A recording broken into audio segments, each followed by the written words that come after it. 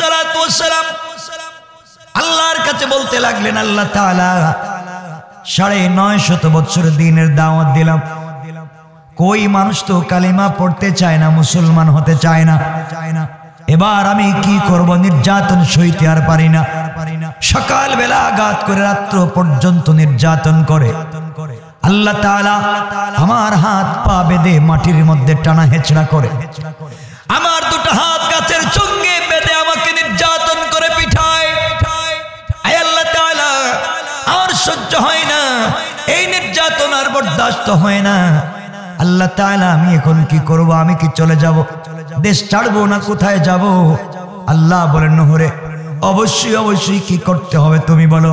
নূহ আলাইহিস সালাতু ওয়াস সালাম আল্লাহর কাছে বলেন, আল্লাহ তাআলা আর সহ্য হয় না, এই নির্যাতন সহ্য হয় না, এই অমানবিক কাজগুলো সহ্য হয় না। আয় আল্লাহ তাআলা, আপনি বলেন কি করতে হবে? আল্লাহ বলেন, নূরে তুমি যেই কথা বলবে আমি আল্লাহ করব। নূহ আলাইহিস সালাম আল্লাহর কাছে বদদুয়া করতে লাগলেন তার জাতির বিরুদ্ধে, আর বললেন, আল্লাহ তাআলা যারা দিন শিখবে না, যারা দ্বীনের পথে চলবে না, যারা মুসলিম হয়েছে তাদেরকে পিটায় আমাকে নির্যাতন করে। 950 বছর দাওয়াত দিতে দিতে মাত্র 80 থেকে 83 জন লোক মুসলিম হয়েছে। আর কি কেউ মুসলিম হবে? আল্লাহ রাব্বুল ইজ্জত ওয়াল জালাল সূরা হুদের ভিতরে বলতেছেন, নূরে আমি জানায়া দিলাম আর কেউ কালিমা পড়বে না, আর কেউ মুসলমান হবে না, আর কেউ দিন শিখবে না। আয় আল্লাহ তাআলা, আর যদি কেউ দিন না শিখে আমি কি করব? বদদুয়া করলেন। আল্লাহ বলেন, নূরে তোমার বদদুয়াকে কবুল করে নিলাম, এই জাতিকে আমি ধ্বংস করে দেব, এই জাতিকে আমি রাখবো না।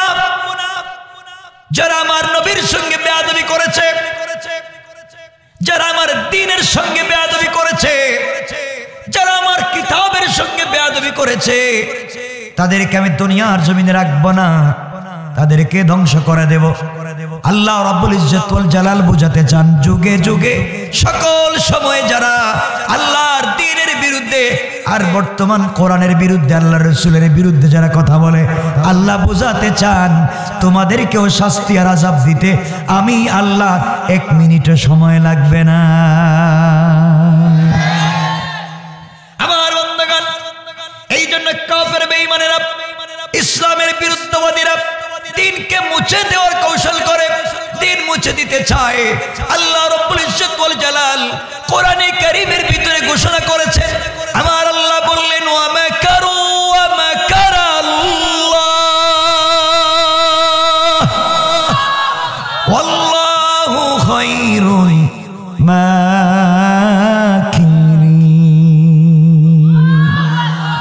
আল্লাহ রাব্বুল ইজ্জত ওয়াল জালাল ঘোষণা করে দিলেন, গোলাম রে, দুনিয়ার জমিনে যারা আমি আল্লাহর সঙ্গে কৌশল করে দ্বীনকে মুছে দিতে চায়, তারা জানে না আমি কত কৌশল জানি। তাদের কৌশলের চাইতে আমি আল্লাহর কৌশল আরো বড় এবং শক্তিশালী। পড়েন সুবহানাল্লাহ। আমার বন্দেগান, কষ্ট হচ্ছে? আল্লাহ কেমন কৌশল জানেন আপনাদেরকে বুঝাতে চাই। 1 মিনিটে কথাটা বুঝাইয়া নূহ আলাইহিস সালামের ঘটনার দিকে যেতে চাই। আল্লাহর পয়গম্বর সাল্লাল্লাহু আলাইহি ওয়াসাল্লাম মক্কা থেকে যেদিন মদিনায় হিজরত করে চলে যাবেন, ঘটনা বলবো না, শুধুমাত্র আল্লাহর কৌশলটা বুঝাতে চাই আল্লাহ কেমন শক্তিশালী। আল্লাহর পয়গম্বর চলে যাবেন, রাত্রবেলা জিবরিল আমিন হাজির হয়ে বলেন, ইয়া রাসূলুল্লাহ, ইয়া হাবিবাল্লাহ, পয়গম্বর আরবি আপনি ঘুম থেকে উঠেন আর আপনি ইয়াসরিবের দিকে, মদিনার দিকে হিজরত করেন। আল্লাহর পয়গম্বর উঠে গেলেন আর বললেন, জিবরিল আমিন আমি এখন কোথায় যাব তুমি বলো। ইয়া রাসূলুল্লাহ, আপনি ইয়াসরিব মদিনার দিকে হিজরত করেন। আমার নবী ঘুম থেকে উঠে দেখেন তার ঘরের চতুর্দিকে কাফেররা বেষ্টন করে রেখে দিয়েছে। ঘর থেকে বের হলে নেশা দিয়ে, বল্লম দিয়ে, তরবারি দিয়ে, তীর দিয়ে আঘাত করে আমার নবীকে দুনিয়ার জমিন থেকে উঠায়া দিবে। বিশ্ব নবীকে পৃথিবীর জমিনে আর রাখবে না। আমার নবী চিন্তা করলেন, ঘর থেকে বের হলো আমাকে আঘাত করবে। আল্লাহর কাছে ডাক দিয়া বলেন, আল্লাহ তাআলা, এই মুহূর্তে যদি আমি ঘর থেকে বের হয়ে যাই, কাফেররা আমাকে আঘাত করবে। আমাকে হত্যা করবে, আপনি বলেন কি করতে হবে? আল্লাহ রব্বুল ইজ্জত ওয়াল জালাল বললেন, বন্ধুরে তোমাকে হুকুম করেছি ঘর থেকে বের হয়ে সফর শুরু করবা, তোমাকে হেফাজত করার জিম্মাদার স্বয়ং আমি আল্লাহ। আমার নবী বললেন, আল্লাহ তাআলা আপনি আমাকে বলেছেন ঘর থেকে বের হব, আপনি জিম্মাদারি নিয়েছেন। ওয়ালাকিন লিয়াতমাইন্না কলবি, কিন্তু অন্তরের ভিতরে শান্তি পাচ্ছি না, আমি তো মানুষ, না জানি ঘর থেকে বের হলো ওরা আমাকে আঘাত করে। এবার আল্লাহ বললেন, বন্ধুরে তাহলে একটা কাজ করো, তুমি কিছু বালি হাতে নাও, কঙ্কর হাতে নাও, কিছু পাথর হাতে নাও, আর কোরআন থেকে তেলাওয়াত করে কিছু তেলাওয়াত করো। তেলাওয়াত করে এই কঙ্করের ভিতরে ফু দিয়া কঙ্করটাকে কাফেরদের উপরে নিক্ষেপ করো, এর মধ্যখান দিয়ে তুমি চলে যেতে পারবে। আমার বিশ্বাস কোন কাফের তোমাকে দেখবে না। কোন সুবহানাল্লাহ। আমার নবী বললেন, আল্লাহ তাআলা কঙ্কর নিক্ষেপ করতে পারি, কিন্তু নিক্ষেপ করলে তো একদিকে যায়, আমি যেদিকে নিক্ষেপ করব ওদিকেই তো যাবে, কিন্তু কাফেররা কত দিকে? কথা বলেন। আমি তো মারলে একদিকে যাবে, অন্যদিকে কাফেররা তো আমাকে আঘাত করবে, হত্যা করবে, আমি তো বাঁচতে পারবো না। এবার আল্লাহ বললেন, বন্ধুরে তুমি আমার কৌশল জানো না, আমার সম্পর্কে কৌশল জানা নাই। বন্ধু তোমার দায়িত্ব হচ্ছে কঙ্কর গুলা হাতের ভিতরে নিয়ে একদিকে নিক্ষেপ করে দেওয়া, আর আমি আল্লাহর জিম্মাদারিতে আমি আল্লাহ সবার চুকে ঝুঁকে ফেলে দেওয়ার জিম্মাদার। আল্লাহু আকবার বলেন।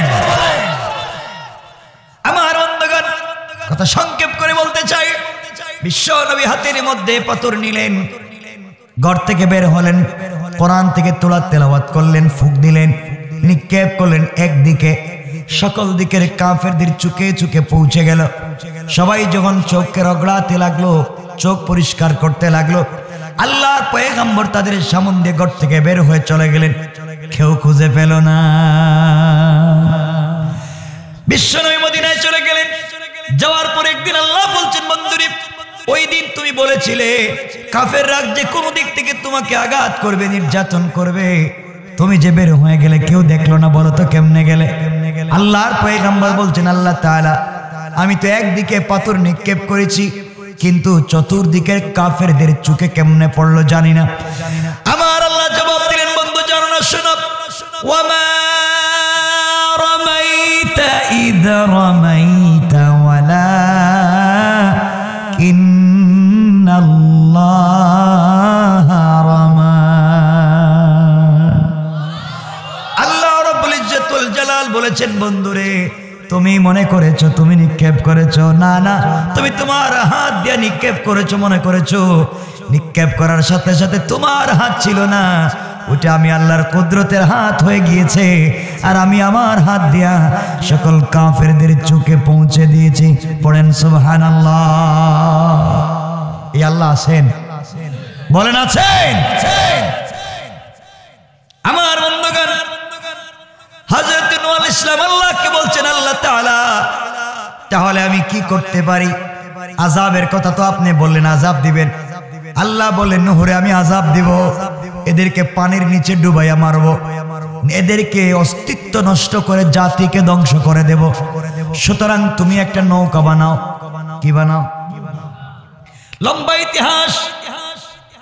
নূহ আলাইহিস সালাম বলছেন, আল্লাহ তাআলা কেমনে নৌকা বানাবো? আর আমার জিন্দেগিতে ৯৫০ বছরে কোনোদিন দেখলাম না পানি আসতে, কোন নদী নাই, কোন সাগর নাই, মরুভূমি আর মরুভূমি, পান করার জন্য পানি পাওয়া যায় না। এই জায়গায় নৌকা বানাবো, আবার ৩ তলা নৌকা বানায় লাভ কি? আল্লাহ বললেন, বন্ধুরে ওটা আমার কৌশল তুমি জানো না, আমার সঙ্গে যারা মস্কারা করে কামা তাসখারুন, আমি আল্লাহ তাদের সঙ্গে মস্কারা করতে পারি। আল্লাহ তাআলা তাহলে আমি কি করব? নৌকা বানাও। কয় তলা নৌকা বানাবো? ৩ তলা নৌকা বানাও।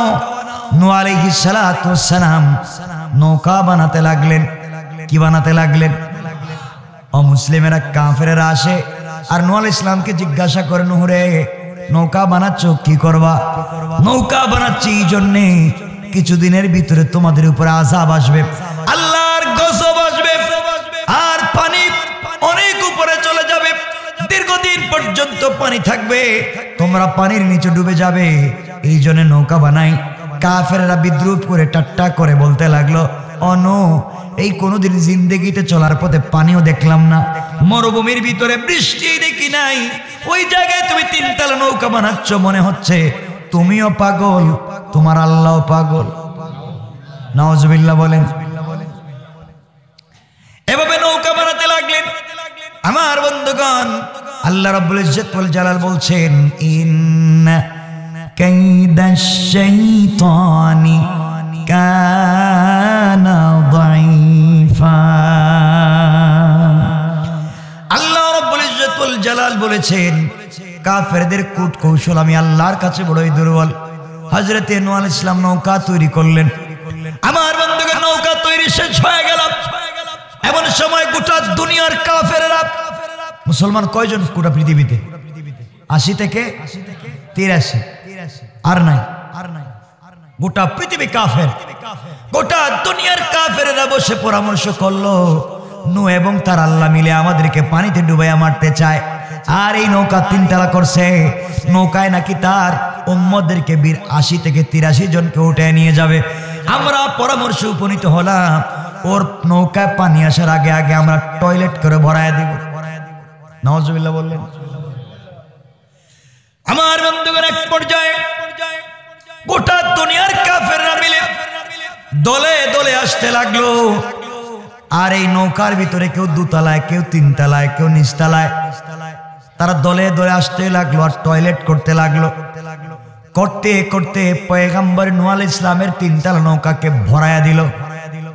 একবার 3 তলা নৌকা কানায় কানায় ভর্তি করে দিয়েছে ময়লা দিয়া। তাদের উদ্দেশ্য হলো, দেখি তোমার আল্লাহ কি করেন, বৃষ্টি দিবেন, বন্যা দিবেন, আমাদেরকে ডুবাবেন, এই নৌকায় নাকি তুমি উঠবা, নৌকায় তো টয়লেট করছি, এখন তুমি বসবা কই? কত বড় শয়তান চিন্তা করেন।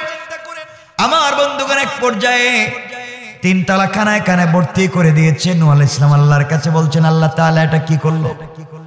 আপনি বলেন নৌকা বানাতে, নৌকা বানালাম, বৃষ্টিও নাই, পানিও নাই, বন্যাও নাই, যেই জিনিস বানাইছিলাম ওখানে তো যাইতেও পারি না, ভইরা ফেলাইছে। আল্লাহ রাব্বুল ইজ্জত ওয়াল জালাল বললেন, ইন্না কাইদাশ শাইতানি কানা দাঈফা। ওরা কৌশল করেছে, তোমার তৈরি করা আমার হুকুমে নৌকাটাকে ভরে দিয়েছে, যেন আমাকে নিয়ে ঠাট্টা করে। আমি আল্লাহ বললাম, কামা তাসখারুন, আমিও তাদেরকে নিয়ে এখন ঠাট্টা শুরু করে দিলাম। আয় আল্লাহ তাআলা, আপনি কেমনে ঠাট্টা করলেন বুঝতেছি না, বুঝান। আল্লাহ রাব্বুল ইজ্জত ওয়াল জালাল কৌশল শুরু করে দিলেন। তারা এখন চিন্তা করো, নৌকা তো 3 তলা ভরে ফেলেছে, এলাকার ভিতরে যারা অসুস্থ, হাঁটতে পারে না, চৌকে দেখে না, এমন লোককে কাঁধে করে আইনে নৌকায় বসায় টয়লেট করায়। চিন্তা করছেন কত বড় শয়তান। এমন অবস্থা করেছে, এলাকার মধ্যে আর কোনো মানুষ নাই, সবাই এখানে এসেছেন আর ময়লা ফেলে দিয়ে চলে গিয়েছেন। আল্লাহ রাব্বুল ইজ্জত ওয়াল জালাল নূহ আলাইহিস সালামকে বললেন, নূহ রে, তুমি চিন্তা করো না, আমি কৌশল শুরু করে দিয়েছি। হঠাৎ করে ওরা ঘুম থেকে উঠে দেখে গোটা দুনিয়ার মানুষের বডিতে কুষ্ঠ রোগ হয়েছে, পচন ধরেছে, দুর্গন্ধ শুরু হয়েছে, হাত পচে যায়, পা পচে যায়, বডি পচে যাচ্ছে, জিহ্বা পচে যাচ্ছে, পোকা বের হয়ে যাচ্ছে, দুর্গন্ধ ছড়াচ্ছে। কোথা থেকে হঠাৎ করে মহামারী দেখা দিল, চিন্তা করে পায় না। এক পর্যায়ে সবাই মিলে কি করবে খুঁজে পাচ্ছে না, সবাই অসুস্থ হয়ে যাচ্ছে। অসুস্থ হলে হবে কি, শয়তানি ছাড়ে না, অসুস্থ বডি নিয়ে আইসে তারা টয়লেট করে। বাংলাদেশে দেখবেন এমন লোক আছে প্যারালাইসিস হয়ে গিয়েছে, অসুস্থ হয়ে গিয়েছে, অ্যাক্সিডেন্টে সব মারা গিয়েছে, এরপরেও ইসলামের বিরুদ্ধে কথা বলা বন্ধ করে না। আমার বন্ধুগণ, এক পর্যায়ে এক বৃদ্ধা অথবা বৃদ্ধ, অনেক বয়স হয়েছে, কুষ্ঠরোগী, বডি পচে গিয়েছে, দুর্গন্ধ হয়েছে, কুটারু বডি কুষ্ঠরোগে ভরে গিয়েছে। ওই পুরুষ অথবা মহিলাকে কিছু লোক ধরে ধরে কাঁধে করে আইনা নৌকার 3 তলায় বসাইয়া দিয়েছে টয়লেট করার জন্য। ও যখন টয়লেট করতে বসছে, বয়স কম না বেশি? কথা বলেন না কেন? সুস্থ না অসুস্থ? অসুস্থ, বয়সও বেশি, তা উঠছে কয় তলায়? কথা বলেন না কেন? 3 তলায় উঠছে। টয়লেট করার সময় পা পিছলে গিয়ে ডাইরেক্ট হেড অফিসে চলে গেছে। একবারে ভিতরে ঢুকে গেছে। একবার ভিতরে ঢুকে যখন গিয়েছে, গোটা বডিতে টয়লেট আর ময়লায় ভরে গিয়েছে। যখন ভিতর থেকে বাইর হইছে, বের হয়ে পানি দিয়ে শরীর ধুইছে, ধোয়ার সাথে সাথে দেখে তার বডি থেকে সকল কুষ্ঠরোগ দূর হয়ে চলে গিয়েছে। আল্লাহু আকবার বলেন, বলেন আল্লাহু আকবার। চিন্তা করতে লাগলো, কি ব্যাপার, আমার বডিতে কি কুষ্ঠরোগ গেল কোথায়?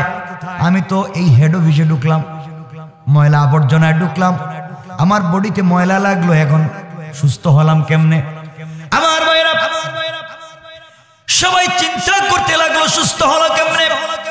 বলতেছে আমি তো সুস্থ ছিলাম, ওই জায়গায় পড়ে যাওয়ার কারণে সুস্থ হয়েছি। তারা পরীক্ষা করবার জন্য আরো কয়েকটাকে ধইরা ভিতরে ছেড়ে দিছে। ভিতরে যখন ছাড়ছে, বের করেছে, পানিতে ধুইছে, ধোয়ার পরে দেখে পরিষ্কার, সুস্থ হয়ে গেছে। তারা বুঝতে পারলো আমরা যেই রোগের কারণে ঔষধ খাওয়ার কারণে আমাদের রোগ সারে না, এই জিনিসের ভিতরে ঔষধ রয়েছে। আগে দলে দলে টয়লেট করছে, এখন দলে দলে এর নিচে ডুব দিতে শুরু করেছে। কৌশলটা কার? বলেন না কার? আল্লাহ বলছেন তোমরাই ভরছিলা, এখন তোমরা এটারে পরিষ্কার করো। সবাই ডুব দে, বাইর হয়, দেখা যায় সুস্থ হয়ে গেছে। এভাবে চলতে লাগলো। চলতে চলতে রাত্রবেলা দিনে বেলা বালতি দিয়া, জগ দিয়া, মগ দিয়া, যে যা পারে বাড়িতে নিয়ে যায়, বরকতের জন্য নিজের ঘরে লাগাইয়া দেয়। নাউজুবিল্লাহ বললেন না? কৌশলটা কার? আল্লাহ বলছিলেন তোমরা এই জিনিসটা নিজেই এখানে ফেলছিলা, এখন নিজের বডিতে লাগাও। এটার নামই হচ্ছে মস্কারা। তোমরা আমাকে নিয়ে মস্কারা করছিলা, এখন দেখো তোমাদেরকে নিয়ে মস্কারা করতেছে। এভাবে চলতে আছে চলতে আছে।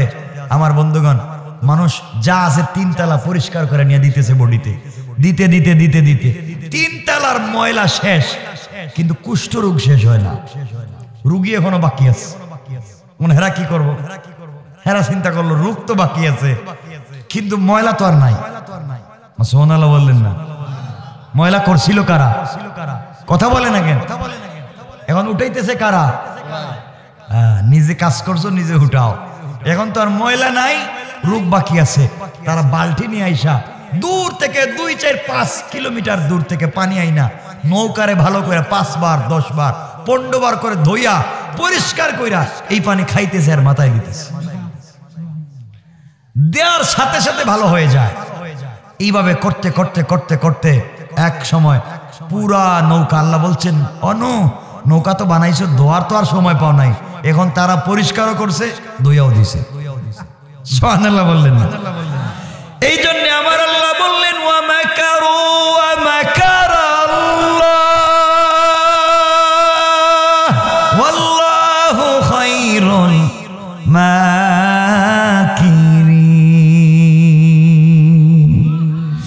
আল্লাহ রাব্বুল ইজ্জতুল জালাল বলছেন তারা কৌশল করেছিল আমার হুকুমে তৈরি করে নৌকাটা নষ্ট করে দিবে, আর আমি আল্লাহ কৌশল করলাম তাদেরকে দিয়ে পরিষ্কার করলাম। নহরে জোড়ায় জোড়ায় নৌকার ভিতরে মানুষগুলাকে উঠাও। নূহ আলাইহিস সালাম জোড়ায় জোড়ায় উঠাতে লাগলেন। সব উঠানো যখন শেষ হয়ে গেল, প্রাণীকে উঠালেন, সাপ বিচ্ছু উঠালেন, বাঘ ভাল্লুক উঠালেন, পশু পাখি উঠালেন, জোড়ায় জোড়ায় উঠালেন। লম্বা ঘটনা বলা উদ্দেশ্য না। সব যখন উঠানো শেষ হয়ে গেল, হঠাৎ করে একদিন সকালবেলা দেখা যায় মরুভূমির নিচ থেকে পানি উঠতেছে, চুলার নিচ থেকে পানি বের হয়, খাটের নিচ থেকে পানি বের হয়, আসমান থেকে বৃষ্টি শুরু হয়েছে। দেখতে দেখতে কয়েক মিনিটের ভিতরে গোটা দুনিয়া প্লাবন হয়ে গিয়েছে। নূহ আলাইহিস সালাম সবাইকে নৌকা উঠালেন, আর নৌকা উঠতে লাগলো উপর দিকে, ঢেউ উঠতে লাগলো উপর দিকে। নূহ আলাইহিস সালাম দেখলেন নিজের সন্তান নাম কি বেশে যাচ্ছে, তাকে বলেন বাবা তুমি আমার সন্তান, তুমি আসো নৌকা উঠো। উঠতে চাইল না। ওই জায়গায় কথা বলা আমার উদ্দেশ্য, কেনান বলছেন না আমি উঠবো না। নৌকা যদি পর্বতে যায়, আমি পানি যদি পর্বত পর্যন্ত চলে যায়, আমি এর উপরে উঠে যাব। হযরত নূহ আলাইহিস সালাম সন্তানের দিকে তাকালেন, আহারে আমার সন্তান ডুবে যায়। আল্লাহ ডাক দিয়ে বলেন নূহ রে খবরদার, যে লোকটার ভিতরে ঈমান নাই, যে আমি আল্লাহকে চিনে না, সে তোমার সন্তান হতে পারে না, তোমার পরিবারভুক্ত হতে পারে না।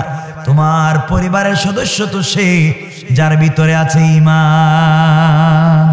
সুতরাং আমাদের মধ্যেও যাদের ভিতরে ঈমান নাই, আল্লাহর রাসূলের পরিচয় নাই, তারা আমার সন্তান হতে পারে, আমার পিতা হতে পারে, আমার ভাই হতে পারে, তারা আমার পরিবারের লোক না। কিন্তু আমার চাইতে হাজার মাইল দূরের কারো ভিতরে যদি ঈমান থাকে, আল্লাহর রাসূলের দ্বীন থাকে, সে হলো আমাদের পরিবারের লোক। কোন ঠিক কিনা আমার মুসলমান বন্ধুগণ? তাই যদি হয়, মনে রাখবেন যা বুঝাতে চাই, তাই যদি হয়, রাষ্ট্রের কোনো সীমানা, ধর্মের কোনো সীমানা হয় না, ধর্মের কোনো রাষ্ট্র হয় না। আজকে বাংলাদেশে যারা সংখ্যাগরিষ্ঠ মুসলিম আর হিন্দুরা সংখ্যালঘু, এই মনে করে যদি আপনি হিন্দুদেরকে পিটান, একদিন আপনি ভালো করে মনে রাখবেন রাষ্ট্রের মধ্যে ধর্মের কোনো সীমানা হয় না। বাংলাদেশের ভিতরে যে মুসলিম সংখ্যাগরিষ্ঠ, বাংলাদেশের সীমানা পার হয় আপনি ভারতে যান, গিয়ে দেখবেন মুসলমানরা সংখ্যালঘু। কথা বলেন না কেন? বাংলাদেশে সংখ্যাগরিষ্ঠ, সীমানা পার হলে সংখ্যালঘু। যে হিন্দুরা বাংলাদেশে সংখ্যালঘু, সীমানা পার হলে তারা সংখ্যাগরিষ্ঠ। আপনি যদি আপনার দেশে সংখ্যাগরিষ্ঠ হওয়ার কারণে হিন্দু সংখ্যালঘুদের উপরে কোনো কারণে অন্যায় আচরণ করেন, তারাও একদিন সীমানার ওপারে আপনার সংখ্যালঘু মুসলমানদেরকেও আক্রমণ করতে পারে। কোন ঠিক কিনা? উচিত হচ্ছে আমাদের প্রতিবেশী হিন্দু হোক, বৌদ্ধ হোক, ইহুদি হোক, খ্রিস্টান হোক, তার সঙ্গে খারাপ ব্যবহার করা যাবে? বলেন না করা যাবে? করা যাবে না। রাসূল ইহুদিদের সঙ্গে বিজনেস করেছেন, রাসূল নিজের তরবারি ইহুদির কাছে জামিন দিয়েছেন, নবীজিও চলেছেন। তো আপনি আমি কোন ধর্ম শিখতেছি? যে আমাদের প্রতিবেশী হিন্দু আছে, বৌদ্ধ আছে, ইহুদি খ্রিস্টান আছে, আর তারা তাদের বিশ্বাস মতো ধর্ম পালন করতেছে। আপনি পিটাইয়া মাইরা জ্বালাইয়া আগুন দিয়ে পোড়াইয়া দ্বীনের ভিতরে আনবেন, এই অধিকার আপনাকে কে দিয়েছে? আল্লাহ বলছেন লা ইকরাহা ফিদ্দীন কাদ তাবায়্যানা রুশদু মিনাল গাই। দ্বীন নিয়ে বাড়াবাড়ি করব না। আমি আল্লাহ দুটো পথ দিয়েছি, কাদ তাবায়্যানা রুশদু মিনাল গাই। এটা সত্য রাস্তা, এটা মিথ্যা রাস্তা। তোমার দায়িত্ব হচ্ছে বলে দেওয়া এই রাস্তা সত্য, এই রাস্তা মিথ্যা। এখন সে মনে করবে কোন রাস্তা দিয়ে চলবে, সে তার যেদিকে চলুক, আমার কাছে আসা লাগবে, জবাব দেওয়া লাগবে। তোমাকে দারোগা বানাই নাই যে পিটাইয়া ইসলাম কবুল করাবে। কথা বলেন না কেন? ভালো করে মনে, কারো প্রতি নির্যাতন করবেন না, অন্যায় অনাচার করবেন না। ইসলাম অসাম্প্রদায়িক চেতনায় বিশ্বাস করে। আমরা পারবো তো ইনশাআল্লাহ? বলেন না ইনশাআল্লাহ? 12টার উপরে হয়েছে, আলোচনা কিন্তু লম্বা, আমি আর আলোচনা বাড়াতে চাই না। 12টার উপরে হয়ে গেছে, যে আলোচনা শুরু করেছি অনেক লম্বা, কিন্তু বলেন তো বলতেছেন কয়জন? আমি তো বুঝতেছি বসছেন। কষ্ট হচ্ছে আপনাদের? লম্বা করা যাবে না। আরে শোনেন কি বলতে চাই। সুতরাং আল্লাহকেও আসতে আপনারা জানেন না, রাসূল পাক বলছেন কেউ যদি কোনো বিধর্মীর উপরে অন্যায়ভাবে নির্যাতন করে, আক্রমণ করে, কিয়ামতের দিন আল্লাহ তার বিরুদ্ধে, কিয়ামতের দিন রাসূল তার বিরুদ্ধে আল্লাহর আদালতে মামলা করবেন। আপনি কে হিন্দু কে বৌদ্ধ এটা নিয়ে চিন্তা আছেন, আপনি মুসলিম কিনা এটা খবর নিলেন না? হ্যাঁ, কেন? আমরা তো যারা বসছে এরা কি মুসলিম না? কথা বলেন না কেন? ফজরের নামাজে কই থাকেন? হ্যাঁ, কিয়ামতের দিন কি জবাব দিবেন? আল্লাহরে কে বলবেন আল্লাহ ঘুম ছাড়ে না, কবে দিকে আয়, কাছাকাছি আয়, ঘুমটা ছাড়াইয়া দিই ঠিক মতো। কি জবাব দিবেন আল্লাহর কাছে? আপনারা আমরা এত খারাপ হয়েছি, আমরা তো নিজেও মসজিদে যাই না, আর বাচ্চারা মসজিদে গেলে বাইর করে দিই, হ্যাঁ বাচ্চারা এটা পিছনে যাও, যাও চিল্লা চিল্লি করো না, এগুলো বলেনি এলাকায় জানি না। মসজিদে বাচ্চারা গেলে বের করে দেয়। যে ইমাম সাহেব, যেই মুসল্লি বাচ্চারা মসজিদে গিয়ে দুষ্টামি যদি করে, না দৌড়াদৌড়ি করবে, খেলাধুলা করবে, চিলাচিলি করবে, ফ্যান ফালায় দিবে, গ্লাস ভাঙ্গে দিব, প্রস্রাব কইরা দিব, দরকার হলে মুসল্লি লঙ্গি ধরে টান দিব। আপনাদের অসুবিধা আছে? কিছু কয় না কেন? যে ইমাম সাহেব, যে মুসল্লি বলবে বাচ্চাকে মসজিদে বাইর করেন, আস্তে করে মুসল্লিকে টান দিয়ে বাইর করে দিবেন। তোমার মসজিদে আসার দরকার নাই। কেমন মুসল্লি? বাচ্চারা মসজিদে আসলে তোমার ডিস্টার্ব হয়, তোমার আমার দোয়া তো কবুল হবে না। নামাজ পড়ে সুদ খাই, নামাজ পড়ে ঘুষ খাই, নামাজ পড়ে অশ্লীল অনাচার করি, তোমার আমার নামাজ তো কবুল হবে না, তোমার আমার দোয়া তো কবুল হবে না। দোয়া যদি কবুল হয় এই মাসুম বেগুনা বাচ্চাদের কারণে কবুল হবে। এদেরকে বাইর করে দেন। এগুলা করবেন নি। বাচ্চারা দুষ্টামি করলে আপত্তি আছে? আরে জান্নাতের ভিতরে যে মসজিদ থাকবে না, এই মসজিদের ভিতরে খেলাধুলা করবে বাচ্চারা। এজন্য বাচ্চাদেরকে মসজিদে বাইর করবেন না। ওরা দুষ্টামি করো, ওরা যা ভালো লাগে করো। আপনারা তো হাদিস জানেন না। আর রাসূল সাল্লাল্লাহু আলাইহি ওয়াসাল্লাম যখন নামাজ পড়তেন তখন তার নাতি হাসান আর হোসেন কাঁধে এসে বসে থাকতো। সুবহানাল্লাহ বলেন। কাঁধে উঠে বসে থাকতো, সরাইয়া দিতেন না। আর আপনি আমি কি হইছি, যাই না তো নামাজে, তো বাচ্চারা গেলে পিছনে, বাচ্চা পিছনে যাও, তো আপনার সমস্যা কি? বাচ্চা সামনে গেলে এগুলা করবেন নি? বলেন। আমার কথা কষ্ট পাচ্ছেন? আমার কথা কি ভুল হচ্ছে? আমার কথা যদি সন্দেহ থাকে আপনার দাঁড়িয়ে আমাকে প্রশ্ন করেন যে হুজুর আমরা বুঝি নাই, আমি বুঝাইয়া দেব আপনাদেরকে, আপনাদের প্রশ্নের জবাব দেব। যা প্রশ্ন করতে পারেন প্রশ্নের জবাব দিয়ে যাও ইনশাআল্লাহ। আপনারা তো মারামারিতে আছেন বাচ্চা নিয়ে। আপনারা কে হাত বাঁধলো মাথার উপরে, কে বুকের উপরে, কে নাবির নিচে, কে জুরে আমিন বললো, কে আসতে বললো, কি নবী সালাম আলাইকা বলছে, এই নিয়ে মারামারি করে শেষ। কথা বলেন না কেন? এগুলো মারামারি করতে কইছে কোন হাদিসে? কোন তো কেন? আল্লাহ রাসূল বলেছেন যারা মুসলমানদের কিবলার দিকে মুখ করে সালাত পড়ে, যারা মানুষের মুসলমানদের জবাই করা পশুর গোশত খায়, এরা তোমাদের ভাই। এরা কি? আমাদের ভাই। তাদের সাথে মারামারি করবেন কেন? এগুলো আমরা করবো না ইনশাআল্লাহ। বলেন 5 ওয়াক্ত নামাজ পড়বো, বলেন না ইনশাআল্লাহ। 5 ওয়াক্ত হালাল হালাল খাবো, তো সন্তানদেরকে হালাল খাওয়াবো, বলেন না ইনশাআল্লাহ। হারাম খাবো, বলেন হারাম খাবো, পারবো তো ইনশাআল্লাহ। নিজের মেয়েকে, নিজের বোনকে, নিজের স্ত্রীকে, নিজের মাকে পর্দায় রাখবো, কথা বলেন ইনশাআল্লাহ। আমি আলোচনার শেষে একটা আমল দিয়ে যাব। আমল যদি করেন তাহলে একটা রাত্রে এই আমল যদি করেন 1 খতম কোরআন তেলাওয়াতের সওয়াব পাবেন, একটা মকবুল হজের সওয়াব পাবেন। 2 জন মানুষ মারামারি করে আলাদা হয়েছে, এই 2 জন মানুষকে মিলাইয়া দিলে আল্লাহ রাসূল বলেছেন জান্নাতুল ফিরদাউসের মালিক হয়, এই জান্নাতের মালিক হওয়ার সওয়াব পাবেন। ছোট্ট একটা আমল আমি বলে দেব, কিন্তু আমি জানি আপনারা আমল করবেন না। বলেন হুজুর, চেষ্টা করব। হ্যাঁ, হ্যাঁ,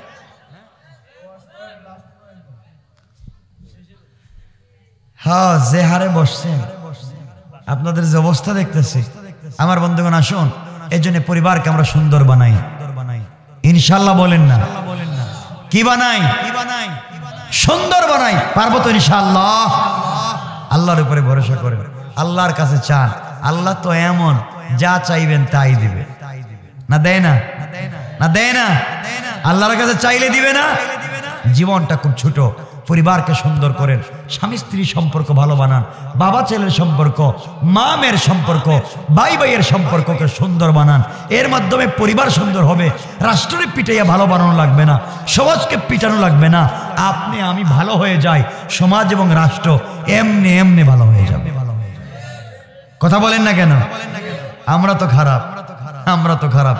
আমরা তো বউর হাতের রান্নাকে একটা দিন বললাম না, বউ মাশাআল্লাহ তোমার হাতের রান্না যে কি মজার, কি স্বাদ, বলছেন কোনোদিন? এটা তো কইতে পারবেন না। কিন্তু পাশের বাড়ির ভাবি যদি রান্না করে দেখো, হ্যাঁ ঠিক আছে, কি যে স্বাদ, ওইটাই ভালো লাগবে। এগুলা বাদ দেন, ইনশাল্লাহ বলেন। স্বামী স্ত্রী মনে রাখবেন, যারা বিয়ে করেছেন এক জায়গায় আপনারা বিপদে আছেন। বিপদ হচ্ছে আপনি যত বড় পীর হন, যত বড় বুজুর্গ হন, যত বড় নেতা হন, আপনার বউ যদি আল্লাহর কাছে সার্টিফাই না করে আল্লাহ আমার স্বামী ভালো ছিল, মাপ পাবেন। আর যদি ও কিছু না বলে মাপ পাওয়ার কোনো সুযোগ নাই। এটা বিশ্বাস হয়? বিশ্বাস হয়? কারণ আপনি যত বড় পীর পাবলিকের কাছে থাকেন না কেন, বউ জানে আপনি কত নম্বরের পীর। বউর কাছে আপনি কত নম্বরের পীর বউ ভালো করে জানে, ঠিক কিনা বলেন? সবাই কিন্তু ওই জায়গায় ধরা আছে। এজন্য একটা কথা মনে পড়ে গেল, কোরআনের না হাদিসের না, কোরআনের না হাদিসের না, ইতিহাসের। লেখছেন আশরাফ আলী তানভী। আগে বলে দিচ্ছি কোথার ঘটনা, ইতিহাসের। সমরকন্দ, ইরাকের বুখারা এবং সমরকন্দে একজন আল্লাহর ওলি ছিলেন। কি ছিলেন? আসলেই বুজুর্গ আল্লাহর ওলি, ভালো মানুষ, কিন্তু বউ একটা খাটাস। আপনারা কি বলেন? খাটাস, কোনো কথা শোনে না। পাবলিক এসে কয় হুজুর এই বউরে আপনি তালাক দেন নাকি? আরেকটা ভালো মানুষ বিয়ে করেন নাকি? আল্লাহর ওলি বলতেন বাবা আমি যদি মহিলারে তালাক দিই, আমারে যে নির্যাতন করে, যে ডিস্টার্বটা করে, মাঝে মধ্যে ঘুমে তোমার বালিশ ছাপ দিয়ে মাইরে ফেলাইতেছে, আমি যদি এর ছাইরা দেই, আমি তো ধৈর্য ধরতেছি, আমার আবার কোন মুসলিম ভাই বিয়ে করবে, ওর তো রাত্রি মাইরে ফেলাই দিবে। এই জন্য অন্যরা যেন ডিস্টার্ব করতে না পারে, এই জন্য আমি আমার কাছে রাইকা দিছি আর ধৈর্য ধারণ করছি। আর আল্লাহর কাছে ধৈর্য ধারণ করার কারণে আল্লাহ আমাকে মুস্তাজাবুদ দাওয়া বানাইছেন, বিশ্ববিখ্যাত ওলি বানাইয়া দিয়েছেন।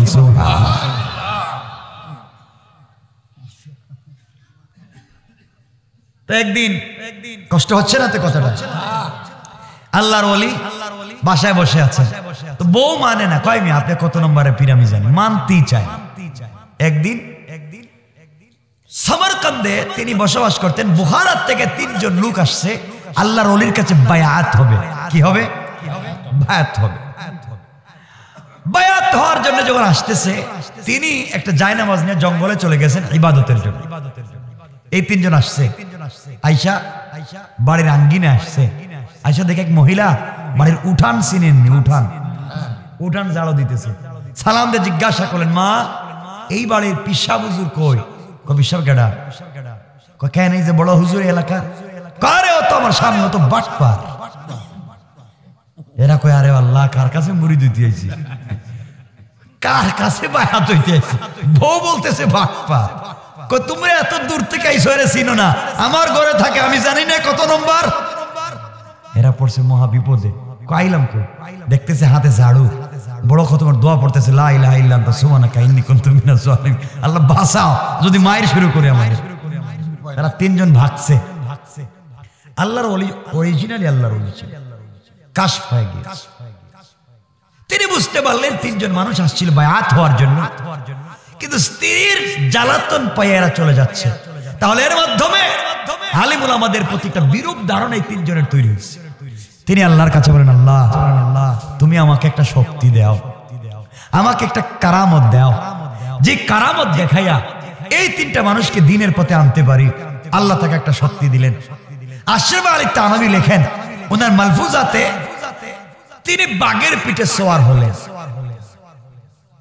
না সুবহানাল্লাহ, এটা গাই বছর কেমন এমনি মাইকের আওয়াজ হচ্ছে আর আপনারা যা করতেছেন সুবহানাল্লাহ, একটু জোরে পড়েন। কিসের পিঠে সওয়ার হইছে? বাঘের পিঠে সওয়ার হইয়া অজগর সাপকে হাতের ছড়ি বানাইছে। মা সুবহানাল্লাহ কয় না? কিসের ছড়ি? অজগর সাপরে হাতের ছড়ি। আর বসছে কিসের পিঠে? আসতেছেন আল্লাহর রাস্তা দিয়ে, 3 জনের সঙ্গে দেখা। একজন কেই তো হুজুর, বাপরে বাপ, যিনি বাঘের পিঠে বসছে, অজগর সাপরে হাতের ছড়ি বানাইছে, ও পিরুই বন দিব গেড়া। বউ মানলো না। 3 জন এসে সালাম দিচ্ছে, হুজুর বাড়িতে গেছিলাম। হুজুর আগেই বললেন মাইটের খাইছো না তো তোমরা? হুজুর মায়ের খাই নাই, খাওয়ার মতোই ছিল। তাদেরকে তিনি আমল দিয়ে বিদায় করে দিলেন। আর আল্লাহর কাছে বলছেন আল্লাহ কি একটা জিনিস আমারে দিছেন আপনি, কি একটা জিনিস, আমারও তো ডিস্টার্ব করতেছে, পাবলিকও ডিস্টার্ব করতেছে। আল্লাহ আমাকে আরেকটু শক্তি দেন, আরেকটু কারামত দেন, আমার বউ যেন আমার দেখা দিনটা কমপক্ষে শিখে। আশরাফ আলী তানভী বলেন আল্লাহ তাকে এমন শক্তি দিলেন, তিনি বাতাসের উপর দিয়া এইভাবে উড়িয়া উড়ে যাইতেছে। বউ কি করতেছে? উঠান দেখে আসমানের উপর দিয়ে একজন পিসা উড়ে উড়ে যায়। কই তো এমন একজন পীরের কাছে তো মুড়ি দেওয়া দরকার যে বাতাসে উড়ে উড়ে যাইতে পারে। আর আমার স্বামী একটা ভণ্ড পীর হইছে, শুধু জঙ্গলে জঙ্গলে থাকে। এটা কে? কথা বলেন না কেন? এটা কে? তার স্বামী। যেমন পীরের কাছে মুড়ি দেওয়া দরকার ছিল, কিন্তু আমার স্বামী তো এই লাইনেরই না। আজকে আসুক, জিজ্ঞাসা করব। কিছুক্ষণ পরে আল্লাহর ওলি বাড়িতে আসছেন। শুনছেন কিছু? না তো কিছু শুনলাম না। কি হয়েছে? আজকে আমি উঠান ঝাড়ু দিচ্ছিলাম, আর একজন পীর সাহেব বাতাসের উপর দিয়ে উড়ে উড়ে যাইতেছে। আমার যে কি ভালো লাগছে। আল্লাহর ওলি বলছেন, তাইলে কি মনে করো? আমার তো মন চায় এমন পীর পাইলে তো মুড়ি দিতে। তুমি তারা চিনছ? না, আমি তো চিনি নাই। আপনি কেমন পীর? শুধু জঙ্গলে জঙ্গলে থাকেন। আর একটা পীর দেখলাম বাতাসের উপর দিয়ে উড়ে উড়ে যায়। আমার খুব ভালো লাগছে, আমার খুব ভালো লাগছে। এই পীরের ঠিকানাটা দেন, আমি তার কাছে বায়াত হব, আমি তার কাছে মুরিদ হব। আল্লাহর ওলি বলছেন, যিনি উড়ে উড়ে গেছে সে আর কেউ না, আমি তোমার স্বামী। কয় আপনি? এই যে উড়ে উড়ে গেছেন আপনি? হ্যাঁ আমি তো। এই জন্যই তো দেখছি একটু কাইতে কাইতে যায়। কি হয়ে যায়? খাইতে। এতক্ষণ মানছে, মুরিদ হইব বলছে, স্বামীর কথা শুনে বলতেছে কাইতে যায়। মানে এর অর্থ হইলো স্বামী যত বড় পীর হন, বউ কিন্তু মুরিদ না। বহুত পীর রিজিকে সারা দুনিয়া মুরিদ, কিন্তু বউ মুরিদ না। কথা বলেন না কেন? তাহলে তো বহুত ওয়াজ আছে। সুতরাং এই জায়গায় এসে আমাদের মা খাদিজাতুল কুবরা সব থেকে আলাদা ছিলেন। সুবহানাল্লাহ, সব থেকে আলাদা। আমি এই জায়গায় কথা বোঝাতে চাচ্ছি, যদি একটা আদর্শ জমিনে থাকে, চরিত্র যদি দিতে পারেন মা খাদিজাতুল কুবরা, আর বিশ্ব নবীর মতো পরিবার সিস্টেম তৈরি করতে পারেন, রাসূল বলছেন মরো আর জান্নাতুল ফিরদাউসে যাও। রাসূল পাক খাদিজার সঙ্গে সময় কাটালেন, নবীজিকে চিনতেন মা খাদিজাতুল কুবরা। এই কথা বলে আলোচনা শেষ করবো ইনশাআল্লাহ। আমার বন্ধুগণ, বুঝাতে চাই পরিবারকে ওই জায়গায় যদি সুন্দর করেন কেমন হবে। রাসূল পাক সাল্লাল্লাহু আলাইহি ওয়াসাল্লামের কাছে যেই দিন প্রথম নবুয়ত আসলো, ওহী নাজিল হতে লাগলো। আল্লাহর নবীর কাছে ওহী আসার আগে আগে নবীজি গারে হেরার ভিতরে বসে বসে যখন ধ্যান করতেন, ধ্যানমগ্ন থাকতেন, একদিন আমার নবী শুনেন নূরের মিম্বরে বসে, আসমান এবং জমিনের মধ্যখানে নূরের মিম্বরে বসে কে যেন এসে ডাক দিয়া বলতেছে, ইয়া মুহাম্মদ, ইয়া মুহাম্মদ। আমার নবীজি বাড়িতে এসে খাদিজাতুল কুবরাকে বলেন, খাদিজা রে, কে যেন আমাকে নূরের মিম্বরে বসে আসমান জমিনের মধ্যখানে বসে ইয়া মুহাম্মদ বলে ডাক দে। আর কিছু বলে না। খাদিজাতুল কুবরা বলছেন, স্বামী রে, দীর্ঘদিন থেকে আপনার সংসার করি, বিয়ের আগেও আপনাকে চিনতাম, বিয়ের পরে আপনাকে চিনি। আপনার মতো মহাদর্শবান পুরুষ আমি পৃথিবীতে আর কাউকে দেখি নাই। আমার বিশ্বাস দুনিয়ার জমিনে আপনাকে কেউ ধোঁকা দিতে চায় না। আমার বিশ্বাস আল্লাহর রহমতের কোন ফেরেশতা হবে। আর যদি কেউ আপনাকে এভাবে ডাক দেয়, আমি স্ত্রী হিসাবে আপনাকে পরামর্শ দিলাম। নবীজি দু হাত জড়িয়ে ধরলেন খাদিজার, কপালে চুম্বন করে বলেন, খাদিজা রে, তুমি জানো না আমি তোমাকে কতটুকুন ভালোবাসি। খাদিজা বলছেন, স্বামী রে, আমি আপনাকে ভালোবাসি। খাদিজা, তুমি যদি পরামর্শ দাও, ওই পরামর্শ আমি মেনে নিব। বলো তো আমি কি করতে পারি? খাদিজা বলছেন, স্বামী রে, এইভাবে যদি প্রতিদিন এসে তোমাকে ডাক দে, আর কোনদিন ডাক দিলে বলবা প্রতিদিন ডাকো কেন, কিছু বলো না কেন। তুমি বলবা আমার বিশ্বাস কোন শয়তান আপনাকে ধোঁকা দিতে পারবে না, কোন জিন্নাত আপনাকে ধোঁকা দিতে পারবে না, কারণ আপনার কপালে যেই নূর রয়েছে সেই নূরটা আমি আমার গর্বের ভিতরে নিয়েছি। পড়েন সুবহানাল্লাহ। আমার বন্ধুগণ, বিশ্বনবী আবার গেলেন গার হারায়, নূরের মিম্বরে বসে আমার নবীজিকে ইয়া মুহাম্মদ বলে ডাক দিয়েছে। এবার আমার নবী ডাক দিয়ে বললেন, কে? তোমাকে চিনতে পারলাম না। 2 দিন পরে পরে আমাকে এসে ডাক দো, ইয়া মুহাম্মদ বলে, তুমি কে? আমার স্ত্রী বলেছেন তোমাকে জিজ্ঞাসা করবার জন্য, তুমি কে? তিনি ডাক দিয়া বললেন, ইয়া রাসূলুল্লাহি, ইয়া হাবিবাল্লাহ, আপনি আমাকে চিনবেন না? আমি হলাম জিবরাইল, আল্লাহর রহমতের একজন জলিলুল কদর ফেরেশতা। এই মুহূর্তে আপনার কাছে ওহী এবং নবুয়ত নিয়ে আমি হাজির হয়েছি। পড়েন সুবহানাল্লাহ। আপনি পড়েন ইকরা। নবীজি বললেন, আমি পড়তে পারি না। এই আলোচনা লম্বা, এরপরে বুকে চাপ দিলেন, এটা বোঝাতে চাই না। বিশ্বনবীর কাছে ওহী নাজিল হল, নবুয়ত পেলেন, ঘামতে লাগলেন, কাঁপতে লাগলেন, জ্বর উঠে গেল। বাড়িতে চলে গেলেন, কম্বলের নিচে শুয়ে পড়লেন। কম্বল দিয়ে ডেকে রাখা হয়েছে, নবীজি কাঁপতেছেন। খাদিজাতুল কুবরা স্বামীকে ডাক দিয়ে বলছেন, স্বামী রে, আপনার কাছে জানতে চাই কি হয়েছে, কেনই বা আপনি কাঁপতেছেন আর কাঁদতেছেন, শরীর থেকে ঘাম ঝরতেছে, কি হয়েছে? আল্লাহর পয়গম্বর ডাক দিয়ে বললেন, স্ত্রী রে, আজ আমি যে ঘটনার সম্মুখীন হয়েছি, এই ঘটনা তোমাকে বলতে পারতেছি না। না জানি তোমাকে বললে যদি তুমি বিশ্বাস না করো। খাদিজাতুল কুবরা বলছেন, স্বামী, বিয়ের আগে আপনাকে ব্যবসার মাধ্যমে বিশ্বাস করেছি, আমানতদারির পরীক্ষা নিয়েছি, বিয়ের পরে আপনাকে চিনেছি। আপনি বলেন কি হয়েছে, আপনি বলেন তো কি হয়েছে, কেনই বা আপনি কাঁপতেছেন, কেন আপনার শরীর থেকে ঘাম ঝরতেছে, কেন আপনার শরীরে জ্বর উঠেছে? আল্লাহর পয়গম্বর বললেন, খাদিজা, তুমি যে আমাকে বলেছ কে আমাকে ডাক দে জানবার জন্য, তুমি আমাকে বলেছিলে। আজ এসে ওই লোকটা আমাকে নূরের মিম্বরে বসে ডাক দিয়েছে। আমি বলছি তুমি কে? সে পরিচয় দিয়েছে জিবরাইল। আমার কাছে কোরআন নাজিল করেছে, ইকরা বিসমি রাব্বিকাল্লাযী খালাক। আমি আজকে থেকে নবী এবং রাসূল, এই ভার আমি নিতে পারতেছি না। জিবরিল আমিন আমাকে বুকের সঙ্গে লাগিয়ে চাপ দিয়েছে, কারণ ইলম সিনা দর সিনা, চাপ দিয়েছে, এই জন্য জ্বর উঠে গেছে। আমি আজকে থেকে নবী এবং রাসূল পৃথিবীর কাউকে বলি নাই, তোমাকে বলতেছি।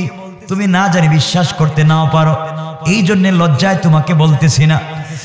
হযরতে খাদিজাতুল কুবরা বলছেন, স্বামী, দুনিয়ার মানুষ জানে না আপনি নবুয়ত লাভ করেছেন, ঘরের ভিতরে এসেছেন, আমি আপনার স্ত্রী, আপনি আমার স্বামী।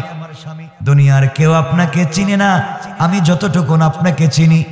আর দেরি করা যায় না, আমিও এমন একটা দিনের অপেক্ষায় ছিলাম। আমি আমার স্বামীকে এতটুকুন বিশ্বাস করি, যার জিন্দেগিতে কোনোদিন একটা অন্যায় করে নাই, অন্যায় কাজের সঙ্গে জড়িত হয় নাই। আপনি নবুয়ত পাওয়ার জিম্মাদার, দায়িত্ব, আপনি নবুয়ত পাবেন, আপনার হক। সুতরাং পয়গম্বরে আরবি, দেরি করা যায় না। আপনাকে প্রশ্ন করতে চাই না সত্য না মিথ্যা, কারো কাছে আপনাকে নিয়ে যেতে চাই না। এই মুহূর্তে আপনি স্বামী, আমি স্ত্রী, আপনি এখনো কাউকে দাওয়াত দেন নাই। সর্বপ্রথম আপনি আমাকে কালিমা পড়াইয়া প্রথম মুসলমান আপনি আমাকে বানাইয়া দেন। পড়েন সুবহানাল্লাহ। কেমন স্ত্রী, স্বামীকে কেমন বিশ্বাস করেন, আপনি আমাকে কালিমা পড়াইয়া মুসলমান বানাইয়া দেন। আমি প্রথম মুসলমান হতে চাই। আমার বন্ধুগণ, বুঝাতে চাই স্বামীর প্রতি তার কেমন অগাধ বিশ্বাস ছিল, ভালোবাসা ছিল, আমানতদারি ছিল। এই খাদিজাতুল কুবরা রাদিয়াল্লাহু তাআলা আনহার যখন ইন্তেকালের সময় চলে আসলো, ঘটনা বলা শেষ করে দিলাম, একেবারে ইন্তেকাল পর্যন্ত পৌঁছে গেলাম।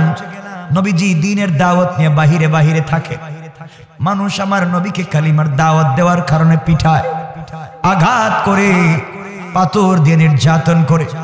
সারাদিন মানুষের দ্বারে দ্বারে কালিমার দাওয়াত দেওয়ার পরে না খাওয়া পেটে কোনো খাবার নাই। সারাদিন কষ্ট করেছেন, মানুষ গালি দিয়েছে। সন্ধ্যার সময় দরজায় এসে খাদিজা বলে একটা ডাক যখন দিয়েছে, একটা ডাক দিতে দেরি হয়েছে, দরজা খুলে খাদিজা মুচকি হেসে নবীজিকে জড়াইয়া কপালে চুম্বন করে ডাক দিয়া বলেছেন, স্বামী রে, আপনি যতক্ষণ ঘরে আসেন না, আমি খাদিজা এক ফোঁটা পানিও পান করি না। কেমন ছিলেন আমাদের মা? স্বামী আপনাকে এতটুকুন ভালোবাসি, আপনি দিনের দাওয়াত নিয়ে বাহিরে থাকেন, আর আমি ঘরে ভিতরে একা একা খাবো, ঘুমাবো, হতে পারে না। আমার বন্ধুগণ, এই খাদিজাতুল কুবরার ইন্তেকালের দিন যখন চলে আসলো, বিশ্বনবী সাল্লাল্লাহু আলাইহি ওয়াসাল্লাম বাহিরে দ্বীনের দাওয়াতে ছিলেন। ঘরের ভিতরে প্রবেশ করলেন, করে দেখেন আমাদের মা খাদিজাতুল কুবরা কাঁদতেছেন, শরীর থেকে ঘাম ঝরতেছে, চোখ থেকে পানি পড়তেছে। নবীজির বয়স যখন ছিল 25, 24, 21, ওই সময় বিয়ে করেছিলেন 45 বছরের মহিলা। আজ আমার নবীর বয়সে তো উপরে চলে গিয়েছে, খাদিজার বয়স 65, 70-এর কাছে। আমার বন্ধুগণ কাঁদতেছেন। আমার নবী বললেন, খাদিজা কান্না করো কেন? জবাব দিচ্ছেন না। বিশ্বনবী বলছেন, খাদিজা, দ্বীনের দাওয়াত দিতে গিয়ে বাহিরে মানুষ আমাকে নির্যাতন করে, আঘাত করে, পিঠায়, কষ্ট নিয়ে ঘরে ঢুকি। ঘরে এসে তোমার চেহারার দিকে যখন আমি বিশ্বনবী তাকাই, আমার গোটা দিনের কষ্ট দূর হয়ে যায়। আর আজ তুমি কেন কান্না করতেছো? আমাকে কান্নার কারণটা বলে দাও। খাদিজাতুল কুবরা বললেন, স্বামী রে, আমার দর্দে সিনা, বুকের ব্যথা বেড়ে গিয়েছে। আমি মনে হয় আর বাঁচবো না, আমি মনে হয় মরে যাব। আমি এই জন্য কাঁদতেছি, আমি যদি মরে যাই, কে আছে আপনাকে দেখবার মতো? কে দেখবে? মক্কায় যে আপনার কেউ নাই, কে আপনাকে দেখে রাখবে? মানুষ আপনাকে কিছু বলতে পারতো না, কারণ মক্কার মানুষ আমার টাকা দিয়ে বিজনেস করে। এই জন্যে কেউ ভয়ে আপনার বিরুদ্ধে কথা বলতে পারতো না। আমি যদি মরে যাই, মানুষ আপনাকে নির্যাতন করবে, কোথায় যাবে? এই জন্যে কাঁদতেছি। খাদিজাতুল কুবরা বলছেন, স্বামী রে, ও স্বামী, এই জন্য আমি কান্না করতেছি। আমি যদি মরে যাই আপনার কি হবে? কে আপনাকে দেখে রাখবে? বিশ্ব নবী বলছেন, খাদিজা, তুমি এমন কথা বলো না। আমি বিশ্ব নবী দুনিয়ার জমিনে জিন্দা থাকবো, আর তুমি ইন্তেকাল করবে, দুনিয়ায় তুমি থাকবে না, আমি মানতে পারবো না। খাদিজাতুল কুবরা বলছেন, স্বামী, আমার মনে হয় আজকে আমি বাঁচবো না, মরে যাব। আপনাকে কয়েকটা ওসিয়ত করে দিতে চাই, ওসিয়ত গুলো আপনি মনে রাখবেন, আর আপনার কাছে আমি কিছুই চাই না। খাদিজাতুল কুবরা এই বলে বিশ্ব নবীকে কাছে ডাকলেন। নবীজি কাছে চলে গেলেন, কপালে চুম্বন দিয়ে জোরে মুষ্টিবদ্ধ করে হাত ধরে বলছেন, স্বামী রে, আমি স্ত্রী হিসাবে দীর্ঘদিন পর্যন্ত আপনার ঘর সংসার আমি করেছি। চলার পথে না জানি কোন জায়গায় কত অন্যায় করেছি, কষ্ট দিয়েছি। আপনি মনে ব্যথা পেয়েছেন, হক আদায় করতে পারি নাই। আজকে স্ত্রী হিসেবে আপনার কাছে ক্ষমা চাই। আপনি যদি আমাকে ক্ষমা না করে দেন, আমি জান্নাতে যাওয়ার কোনো সুযোগ নাই। নবীজি ডাক দিয়ে বললেন, খাদিজা, তুমি আমার ঘরে আসার পরে তোমার সমুদয় সম্পত্তি ইসলামের রাস্তায় তুমি ব্যয় করে দিয়া, দ্বীনের রাস্তায় যে উদারতা তুমি তৈরি করেছো, এই ঋণ পরিশোধ করবার মতো না। আমি স্বামী হিসেবে তোমার কোনো হক আদায় করতে পারিনি, সুতরাং তুমিও আমাকে ক্ষমা করে দিও। এই কথাগুলো যখন বলা হচ্ছে, এই সময় খাদিজাতুল কুবরা বলছেন, স্বামী রে, আমি কয়েকটা ওসিয়ত করতেছি, আপনি কি আমার ওসিয়ত গুলা শুনবেন? আমার নবীজি বলেন, খাদিজা, তুমি শুনো। সত্যিকার অর্থে যদি তুমি মরে যাও, আমি বললাম, তুমি যদি আমার কাছে আমার কলিজা পর্যন্ত নিতে চাও, আমি বিশ্ব নবী আমার স্ত্রীকে এতটুকুন ভালোবাসি, আমি মুহাম্মদ কলিজা পর্যন্ত দিতে পারি। পড়েন সুবহানাল্লাহ। ভিতরে স্বামী স্ত্রীর মধ্যে মুহাব্বত, ভালোবাসা, প্রেম কতটুকুন ছিল, কেমনে দ্বীনের দাওয়াত দিয়েছেন, আর আজকে আমাদের ভিতরে পরিবারে কেমন শান্তি আছে। খাদিজাতুল কুবরা বলতেন, স্বামীরে, আমার 1 নম্বর ওসিয়ত, ও স্বামী, দীর্ঘদিন আপনার সঙ্গে ঘর সংসার করেছি, কোনদিন দামি একটা কাপড় চাই নাই, দামি একটা বাড়ি চাই নাই, দামি একটা খাবার চাই নাই। আজ আমি যে জিনিসগুলা চাইবো খুব দামি জিনিস না। 1 নাম্বার হলো, আমি যদি ইন্তেকাল করি, ওগো আল্লাহর পয়গম্বর, আপনি অবশ্যই জানেন, যেই দিন আপনাকে বিয়ে করেছি, আপনার ঘরে আমি এসেছি, ওই দিন থেকে আজকে পর্যন্ত আপনাকে আমার হাত দিয়ে গোসল করাইয়া দিয়েছি, আপনাকে আমার হাত দিয়ে গোসল করিয়ে দিয়েছি। কোনদিন আপনাকে একা একা গোসল করতে আমি খাদিজা দেই নাই। আজ আজকে যদি আমি ইন্তেকাল করি, আমি যদি মরে যাই, আপনার কাছে আমার প্রথম চাওয়া জিন্দেগির শেষ গোসলটা আপনার পবিত্র হাত দিয়ে আমাকে দিবে। স্বামী রে, আপনার হাত দিয়ে যদি আমাকে গোসল করাইয়া দেয়, আমার বিশ্বাস আপনার পবিত্র হাত মুবারক যে বডিতে লেগে যাবে, ওই বডিতে আল্লাহ ফেরেশতা আযাব দিবে না। নবীজি বললেন, খাদিজা স্ত্রী হিসেবে তুমি ওটা চেয়েছো, আমি মেনে নিলাম, অবশ্যই তোমাকে আমি গোসল করাবো। স্বামী রে, আমার 2 নম্বর ওসিয়ত, আমি যদি মরে যাই, আমাকে আপনি দামি দামি কাপড় দিয়ে কাফন দিয়েন না। দামি দামি কাপড় কিনে আপনি আমাকে কাফন দেওয়ার দরকার নাই। আপনার পরনের যে জুব্বা, আপনার পরনের যে পাঞ্জাবি, দিনের দাওয়াত দিতে গিয়ে ঘাম লেগেছিল যে পাঞ্জাবিতে, এই না ধোয়া একটা পাঞ্জাবি দিয়ে আপনি আমার কাফন পরাইয়া দিবেন। পয়গম্বর আরবি স্বামী স্ত্রী হিসাবে আপনার কাছে আমি চাইলাম, আপনি যদি আমাকে আপনার পরনের জুব্বা দিয়ে আমার কাফন পরাইয়া দেন। আপনার জুব্বার এত দাম রয়েছে, আমার বিশ্বাস আমার বডি যখন আপনার জুব্বার ভিতরে থাকবে, কবরের ভিতরে কোনো ফেরেশতা আমাকে আযাব দিতে পারবে না। আল্লাহু আকবার বলেন। কি ওসিয়ত করতেছেন স্ত্রী তার স্বামী। আমার বন্ধুগণ, আল্লাহর নবী চোখের পানি ছেড়ে ছেড়ে খাদিজাকে বলছেন, পাগলের মতো কি বলতেছ? কেনই তুমি আমাকে ছেড়ে যেতে চাও? তোমার 2 নম্বর ওসিয়ত আমি মেনে নিলাম। 3 নম্বর কি বলতে চাও? স্বামীরে, আপনার কাছে 3 নম্বর চাওয়া হলো, আমার জানাজার ইমামতি কাউকে দিয়ে দিবেন না। আমার জানাজার ইমামতিটা আপনি নিজে করবেন। আপনি যখন আমি স্ত্রীর লাশের সামনে দাঁড়িয়ে জানাজার ইমামতি করবেন, জিন্দেগিতে চলার পথে অনেক স্মৃতি আপনার মনে পড়বে। আপনার চোখ থেকে যদি ভালোবাসার কারণে 1 ফোঁটা পানি মাটিতে পড়ে যায়, আমি খাদিজার জন্য জাহান্নাম হারাম হয়ে জান্নাত ওয়াজিব হয়ে যাবে। আল্লাহর পয়গম্বর বললেন, খাদিজা তাও মেনে নিলাম, আর কি বলতে চাও? খাদিজা বলছেন, স্বামীরে আর বেশি কিছু চাইবো না, একটা ওসিয়ত করব। কি ওসিয়ত? পয়গম্বরে আরবি, আপনি তো বলেছেন কবর বড় ভয়ঙ্কর জায়গা, কেউ কাউকে সহযোগিতা করতে পারবে না, এত আযাব এত আযাব। আপনি আপনার মেয়ে ফাতেমাকে বলেছেন, ইয়া ফাতেমা আনকিজি নাফসাকি মিনান নার, ফাতেমা তুমিও নিজেকে আগুন থেকে বাঁচাও। ইয়া রাসূলুল্লাহ, আপনি আমার স্বামী, আমি আপনার স্ত্রী, কবরের ভিতরে আমার সঙ্গে কি ব্যবহার হবে জানি না। 2টা পা জড়াইয়া ধরলাম, জীবনে কিছুই চাইলাম না। আমার কবরের ভিতরে কি প্রশ্ন করা হবে না জানি, আমি যদি জবাব দিতে না পারি, কিয়ামতের দিন কি জবাব দিব? কবরের ভিতরে আটকা পড়ে যাব, জাহান্নামে যাওয়া লাগবে। আপনি আমাকে একটা বার কথা দেন, আমার কবরের প্রশ্নের সময় আপনি আল্লাহ আমার পক্ষ থেকে জবাব দিবেন। আল্লাহ রাসূল কোন উত্তর দিতে পারতেছেন না, কবরের ভিতরে কেমনে জবাব দিব? খাদিজাকে প্রশ্ন করলে কেমনে উত্তর দিব?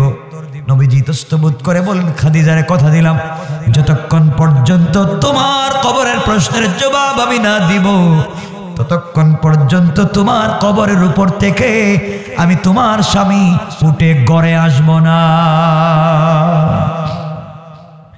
আমার বন্ধুগণ, সংক্ষেপ কথা, এক পর্যায়ে মা খাদিজাতুল কুবরা ইন্তেকাল করেছেন।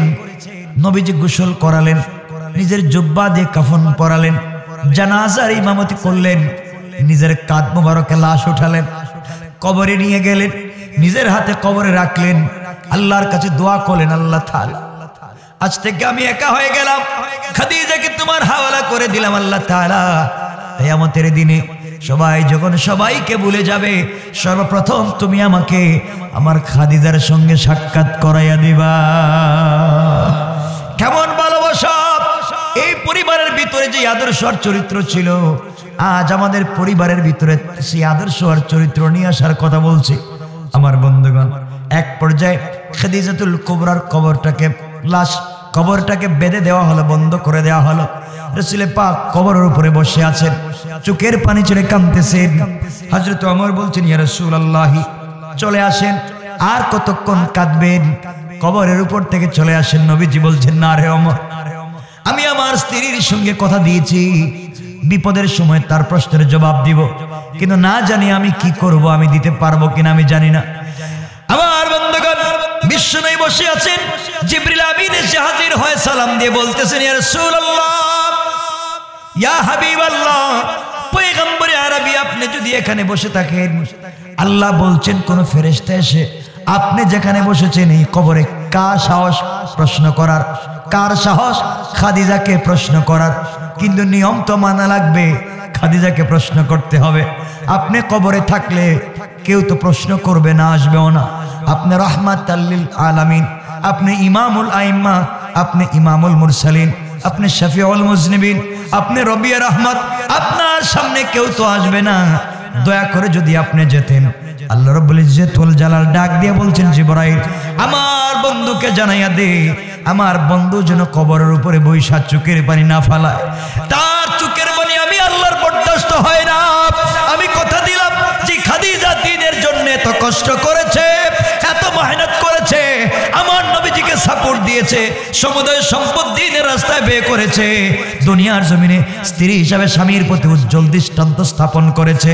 আমি আল্লাহ রাব্বুল ইজ্জত ওয়াল জালাল আরশে আজিম থেকে ঘোষণা করলাম, আমার বন্ধুকে জানাইয়া দে, তিনি যেন বাড়িতে চলে যায়। এই মুহূর্তে খাদিজার কবরের প্রশ্নের জিম্মাদার স্বয়ং আমি আল্লাহ। আল্লাহু আকবার। এই হচ্ছে সমাজ।